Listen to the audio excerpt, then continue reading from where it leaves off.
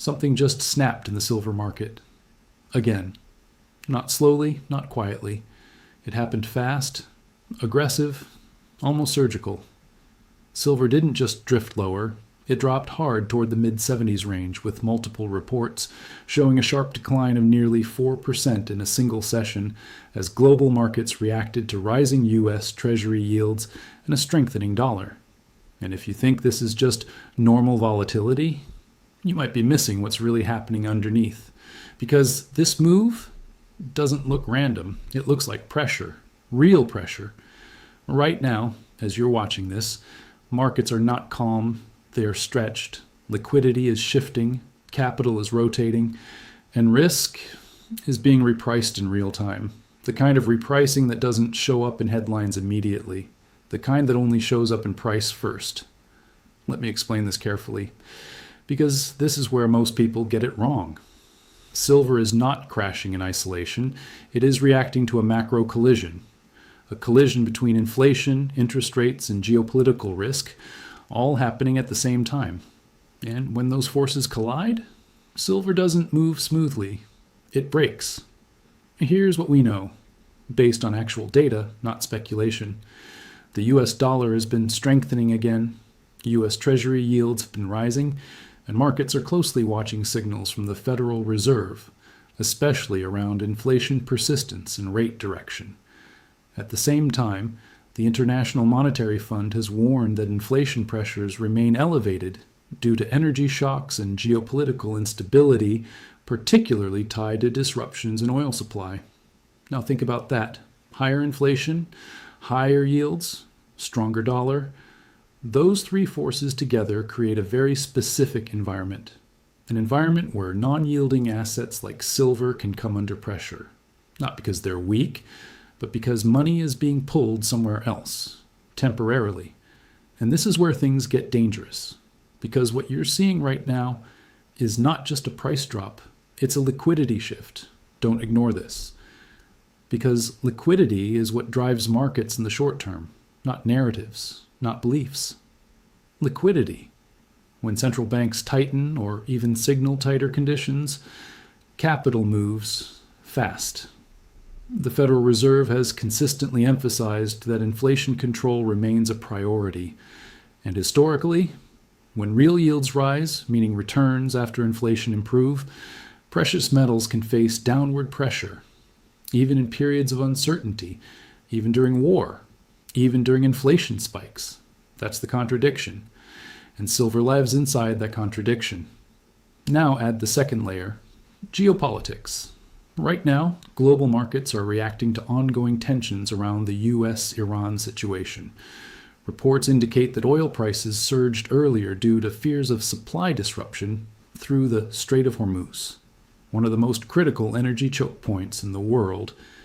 And when oil spikes, inflation fears rise again. But here's where it flips, because at the same time, there are talks, possible negotiations, temporary de-escalation signals, and markets hate uncertainty more than anything. Not bad news, not good news, uncertainty. So what happens? You get whiplash, oil goes up, then down. Gold drops, silver drops harder, and suddenly everything feels unstable.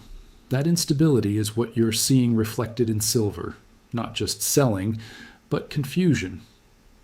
Now let's zoom out for a second, because this is where the bigger picture becomes uncomfortable. Despite this drop, the long-term fundamentals of silver have not disappeared. In fact, multiple reports confirm the opposite. The silver market is expected to enter its sixth consecutive year of structural deficit in 2026, meaning demand continues to outpace supply. Inventories have already been drawn down significantly over the past few years. Supply growth is limited, and yet price still falls. Think about that. Really think about it. If a market with supply deficits, tight inventories, and strong long-term demand can still drop like this, what does that tell you? It tells you this is not just a supply-demand story. It is a financial system story. And right now, that system is under pressure, Here's the part most people are not talking about. Silver is not just being traded by investors. It is being traded by institutional funds, commodity desks, central bank watchers, hedge funds reacting to macro signals, and algorithmic systems responding to volatility and liquidity shifts. So when yields move, when the dollar moves, when oil spikes, silver gets hit from multiple directions at once. And that's exactly what happened today. But here's where it gets even more interesting. Because this drop didn't happen in a calm market. It happened in a market that has already proven it can be extremely volatile. Earlier this year, silver surged past $100, then collapsed, then rebounded again, and now it's under pressure again. That kind of behavior is not normal. That's not a stable trend. That's a market searching for direction. And markets that are searching are vulnerable. This is where you need to pay attention, because what comes next may not be obvious. If you're watching this right now, don't just scroll past this. Like the video and subscribe, because this is exactly the kind of moment where most people miss what's actually happening. Because here's the real question, and nobody is asking it clearly. Is this drop a correction or a signal? Because those are not the same thing. A correction means temporary. A signal means something deeper is shifting. And right now, the market hasn't decided yet, which is exactly why this weekend matters. Before Monday, before the next open, before the next wave of headlines. Because if the macro pressure continues, if yields keep rising, if the dollar keeps strengthening, silver may not stabilize immediately, but if even one of those forces reverses, this move could look very different very quickly.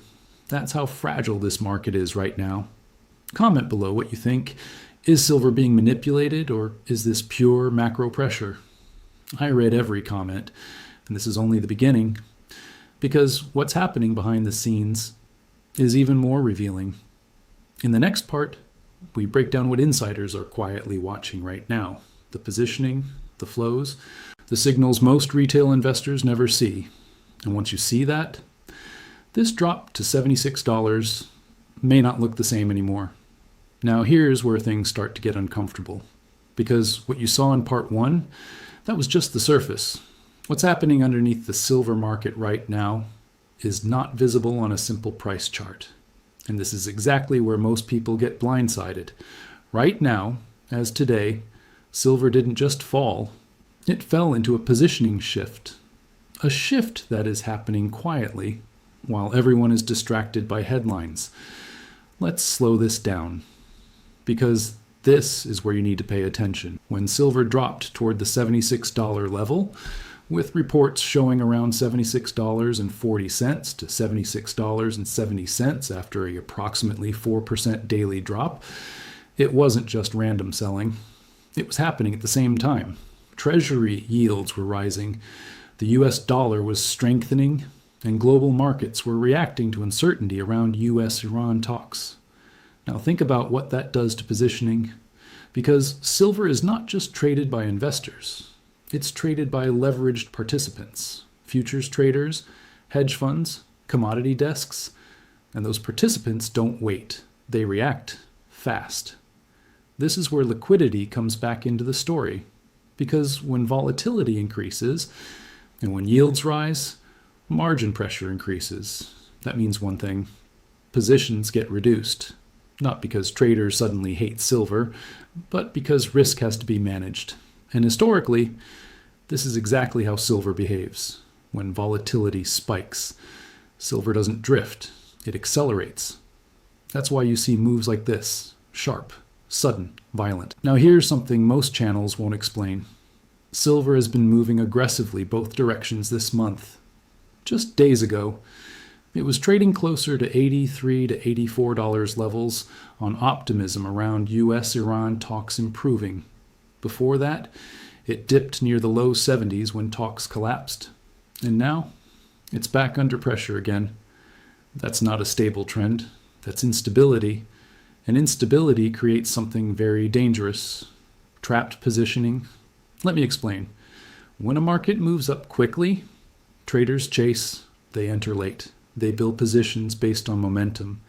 But when that same market reverses suddenly, those positions become vulnerable. And when they become vulnerable, they don't exit calmly, they exit fast.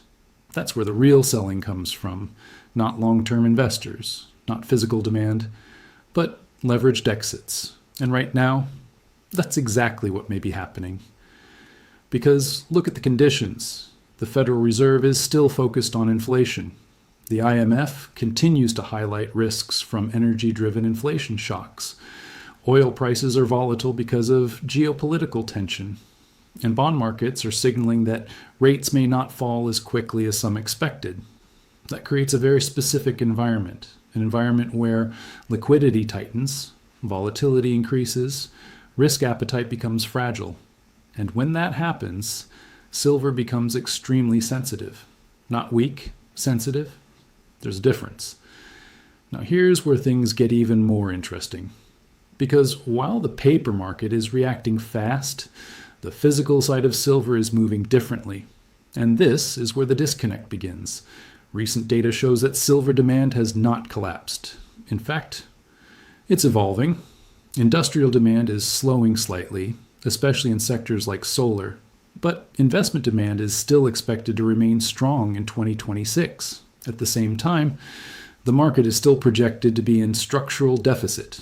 So now you have two different realities. Short term, price under pressure, volatility rising, positioning unstable, long-term supply constraints, continued demand, structural tightness. That creates tension, and tension creates volatility. This is why silver doesn't move smoothly. It snaps. Now let's go deeper. Because this is where insider-level thinking comes in.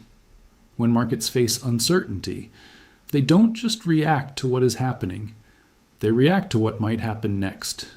And right now, there are too many unknowns. Will U.S.-Iran talks succeed? Will oil stabilize? Will inflation ease? Will the Federal Reserve shift its stance? Nobody knows. And when nobody knows, markets become defensive. That's what you're seeing. Not panic, not collapse. Defensive positioning. But defensive positioning can still push prices lower. Because when traders reduce exposure, they don't ask permission, they just sell. And that selling creates momentum. And that momentum creates fear. And that fear creates more selling. That's how a drop becomes a cascade. If you're still watching, this is where it gets critical. Like the video and subscribe now, because most people don't understand this layer of the market. Because here's the uncomfortable truth. Silver doesn't need bad fundamentals to fall. It just needs unstable positioning. And right now, positioning looks unstable. Now let's talk about timing, because this is happening at a very specific moment. Right before a key weekend. Right before potential geopolitical updates. Right before markets reopen. That timing matters. Because markets hate uncertainty over the weekend.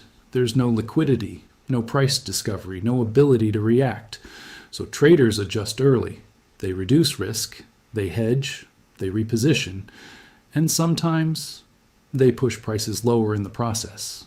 That's why this move feels aggressive, because it's not just reacting to today, it's reacting to what might happen next. And that brings us to the most important question. What are the big players expecting? Because they're not just watching silver, they're watching oil bonds, currencies, geopolitics, central bank signals. And all of those are moving right now, at the same time. That's what creates pressure, not one factor, multiple factors. Now here's something you need to understand. Markets don't wait for clarity, they move ahead of it. So when you see silver dropping, it's not reacting to confirmed outcomes, it's reacting to probabilities. And right now, those probabilities are shifting. Comment below, do you think this is a setup for a rebound or the start of something bigger? I want to know what you think, because in the next part, we go even deeper into something most people completely overlook, the global demand shift, China, industrial changes, and why the biggest silver buyer in the world may not be as predictable as you think. And once you see that, This drop to $76 might start to make even more sense. Now this is where the story changes completely, because everything you've seen so far, price drops, volatility, positioning, that's only half the picture. The other half, demand. And right now, demand is not behaving the way most people think, because if silver really has a structural deficit, if supply is still tight, if inventories have been drawn down for years, then why is price falling? That's the contradiction. And that contradiction is exactly where the truth is hiding. Let's start with something real. Not opinion, not theory. Actual data. The Silver Institute confirms that 2026 is expected to be the 6th consecutive year of supply deficit, with more than 762 million ounces already pulled from global inventories since 2021. That's not small, that's massive. But at the same time, that same data shows something uncomfortable. Total demand is not exploding higher, it's shifting. Industrial demand, especially from solar, is actually expected to decline, not collapse, but decline, because manufacturers are adapting.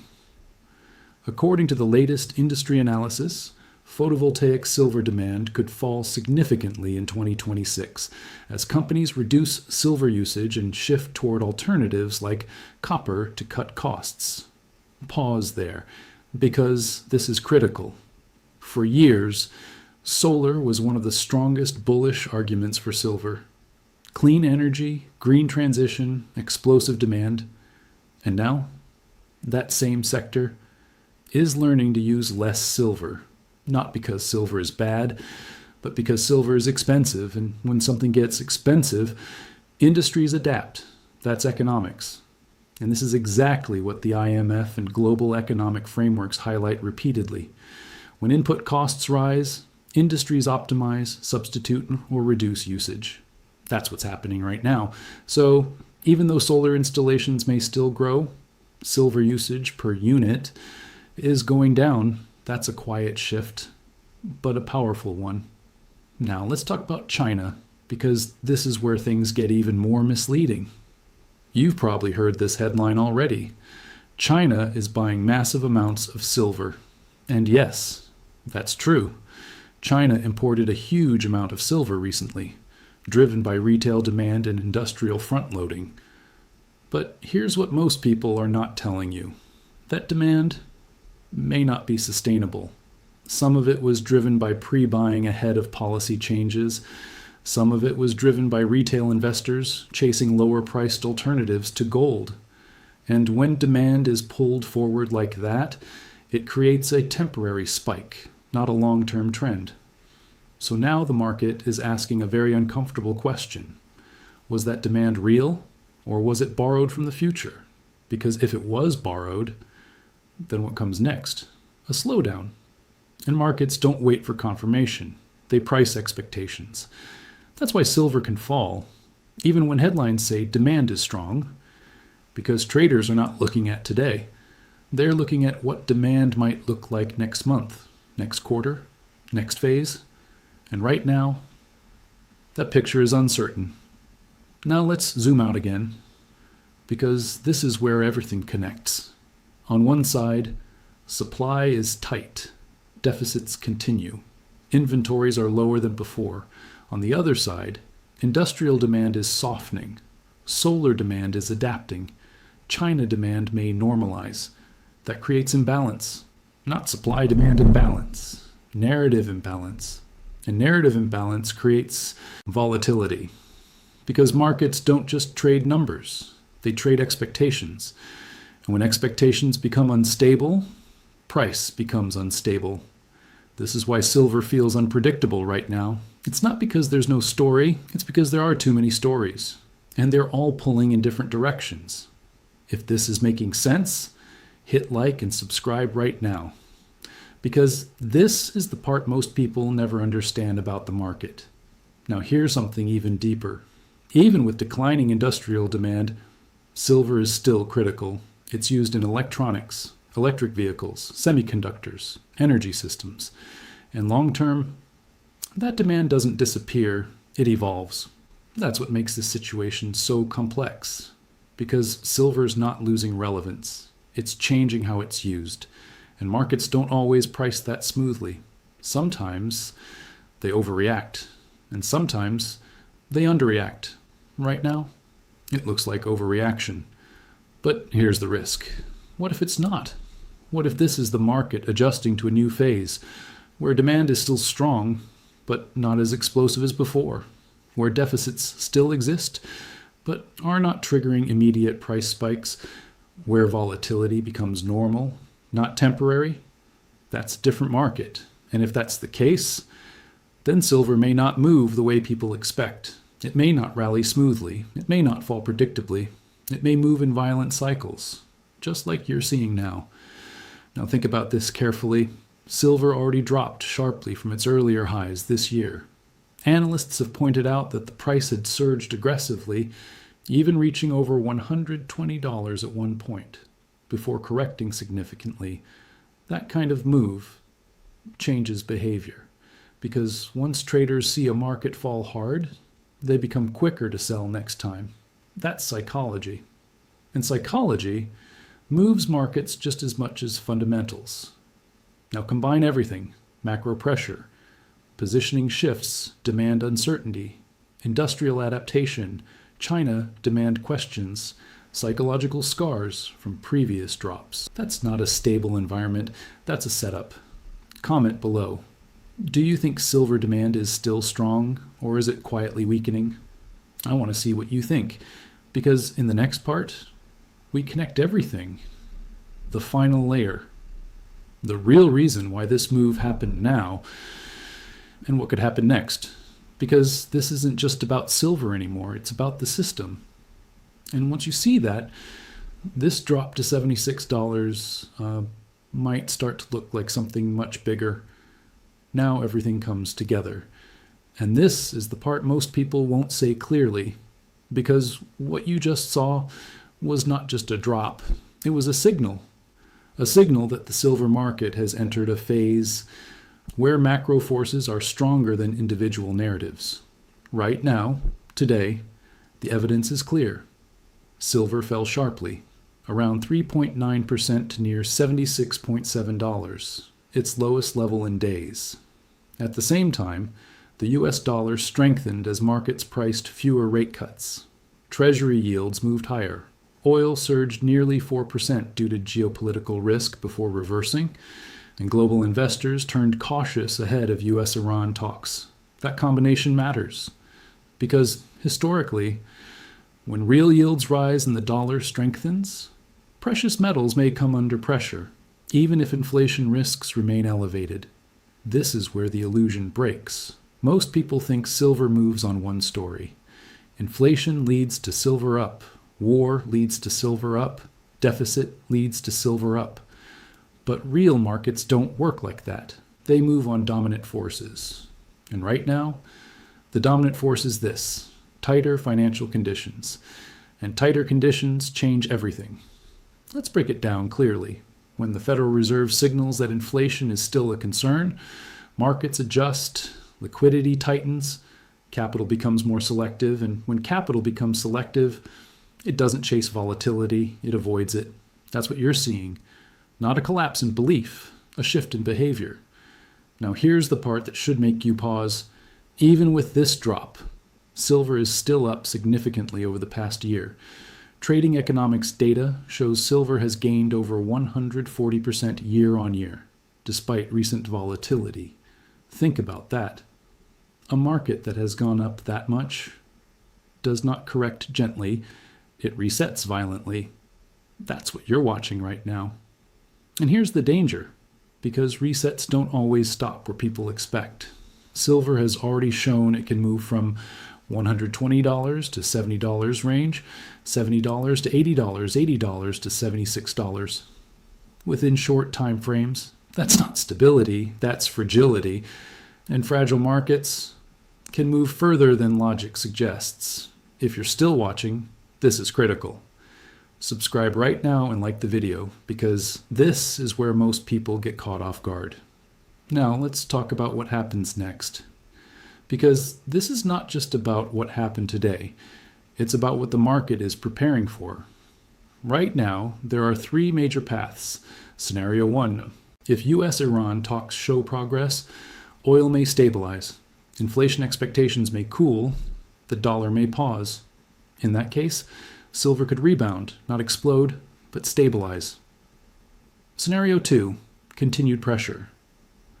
If yields continue rising, if the dollar strengthens further, if central banks stay cautious, silver may remain under pressure, not collapsing, but struggling.